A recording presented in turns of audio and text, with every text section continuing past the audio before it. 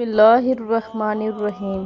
زینب T V کی طرف سے میں آپ لوگوں کے ساتھ حضرت محمد صلی اللہ علیہ وآلہ وسلم کا بہت ہی پیارا فرمان سنانے جا رہی ہوں۔ حضرت ابو ہریرہ رضی اللہ تعالیٰ عنہ کا انفرادی دعوت دینا۔ حضرت ابو ہریرہ رضی اللہ تعالیٰ عنہ فرماتے ہیں کہ میری والدہ مشرک تھی، ان کو اسلام کی دعوت دیا کرتا تھا۔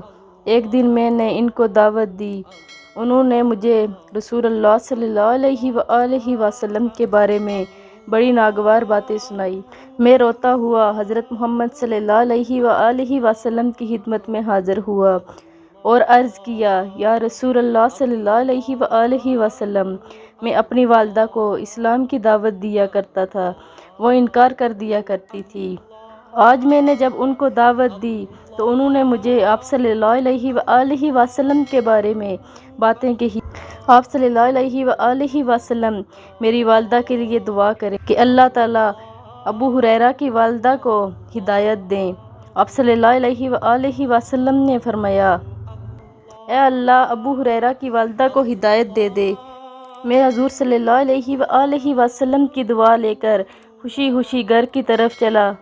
میں وہاں جا کر دروازہ کھولنا چاہا مگر وہ بند تھا۔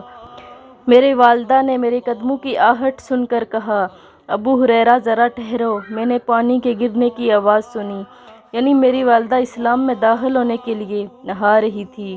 میری والدہ نے کرتا پہن لیا اور جلدی میں دوپٹہ نہ اوڑھ سکی اور دروازہ کھول کر کہا، اے ابو ہریرہ، اشہد ان لا الہ الا اللہ واشہد ان محمد رسول اللہ۔